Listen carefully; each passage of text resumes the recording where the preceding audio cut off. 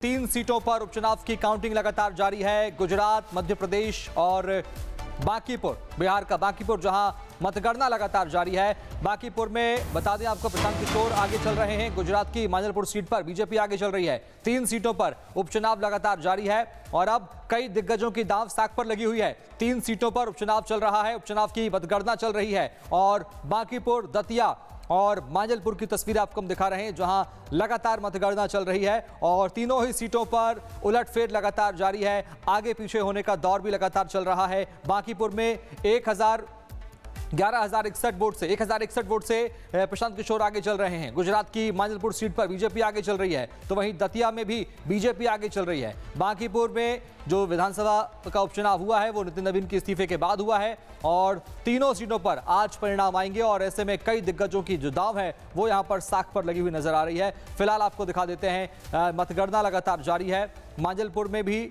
बता दें आपको, दतिया में भी बीजेपी आगे चल रही है। ये रुझान यहां साफ तौर पर देखने को मिलने लगे हैं। गुजरात की मांजलपुर सीट पर बीजेपी आगे चल रही है। उपचुनाव का चैंपियन कौन होगा ये थोड़ी देर में साफ हो सकता है। फिलहाल बांकीपुर सीट पर प्रशांत किशोर आगे चल रहे हैं, दतिया में बीजेपी आगे चल रही है, तो वहीं बता दें आपको मांजलपुर में भी बीजेपी आगे चल रही है। करीब 1161 वोटों से प्रशांत किशोर आगे चल रहे हैं। ये बड़ा अपडेट सामने आया है।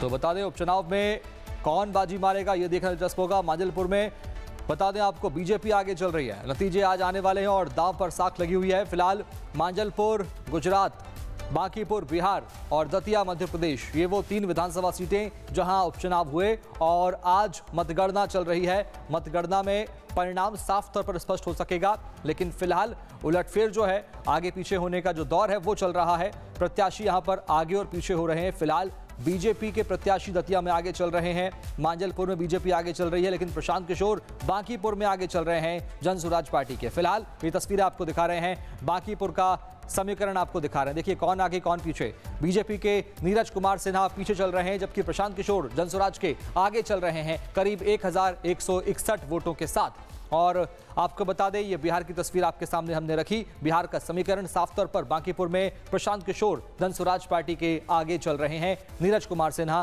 पीछे चल रहे हैं। फिलहाल ये अपडेट सामने आया है बांकीपुर से। और आपको दतिया का गणित समझाते हैं, सीधे बात करेंगे सहयोगी सत्यविजय से। सत्यविजय, क्या तस्वीर सामने आ पा रही है? बीजेपी और कांग्रेस आमने सामने कांटे की टक्कर है, अब तक क्या आंकड़े बता रहे हैं तस्वीर? जी हाँ, बिल्कुल। देखिए, दतिया का जो उपचुनाव है वो दोनों ही पार्टी के लिए काफ़ी महत्वपूर्ण है। जहाँ एक तरफ मोहन यादव, चूँकि इनको 2.5 साल हो गए हैं मुख्यमंत्री रहते हुए, उनकी साख दांव पर लगी है। प्रदेश अध्यक्ष हेमंत खंडेलवाल हैं, उनको भी नया दायित्व मिला है, तो उनका भी पहला चुनाव है, उनकी साख दांव पर लगी है। दूसरी तरफ जीतू पटवारी कांग्रेस से प्रदेश अध्यक्ष हैं, उन्होंने लंबे समय वहाँ डेरा डाले रखा कि कांग्रेस को जीत मिल जाए। तो काफ़ी ये कसी हुई सीट है। अभी के अगर रुझानों की बात करें तो चूंकि 15 राउंड की काउंटिंग होना है, 2 राउंड हुए हैं, 2 राउंड में अब तक की जो जानकारी है उसके मुताबिक भाजपा आगे है। लेकिन मैंने जैसा कि कहा कि चूंकि नरोत्तम मिश्रा को टिकट नहीं मिला, जिसके बाद काफ़ी वहाँ पर विरोध देखने को मिला था। 11 घंटे का जाम हाईवे पर लगा था। दूसरी तरफ नरोत्तम मिश्रा ने प्रचार जरूर किया, लेकिन अंदर खाने ये बात भी हो रही है कि उनके समर्थक नाराज़ हैं। तो क्या जो नरोत्तम मिश्रा का वोट है, जो उनके समर्थक हैं, वो वोट भाजपा में कन्वर्ट हुआ या नहीं हुआ? दूसरी तरफ राजेंद्र भारती, जिन्हें कल ही कांग्रेस ने पार्टी से निलंबित कर दिया, क्योंकि जो कांग्रेस कैंडिडेट थे घनश्याम सिंह, उन्होंने आला कमान से ये आरोप लगाया कि राजेंद्र भारती ने बेतरगात किया है, कांग्रेस विरोध में काम किया है। तो काफ़ी फंसी हुई सीट है इस लिहाज से।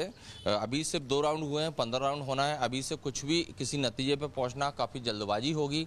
लेकिन चूंकि बाई इलेक्शन में अमूमन जो सरकार जो होती है उसी को एज मिलता है, वही आगे हमेशा ज़्यादा। सत्यविजय, लेकिन एक सवाल श्रेय को लेकर भी है। नरोत्तम मिश्रा की जो साख है वो भी दांव पर लगी हुई है। डॉक्टर मोहन यादव जो कि सूबे के मुख्यमंत्री हैं, उनका भी इसमें बड़ा योगदान है और उनकी भी यहाँ पर साफ तौर प्रतिष्ठा का सवाल है।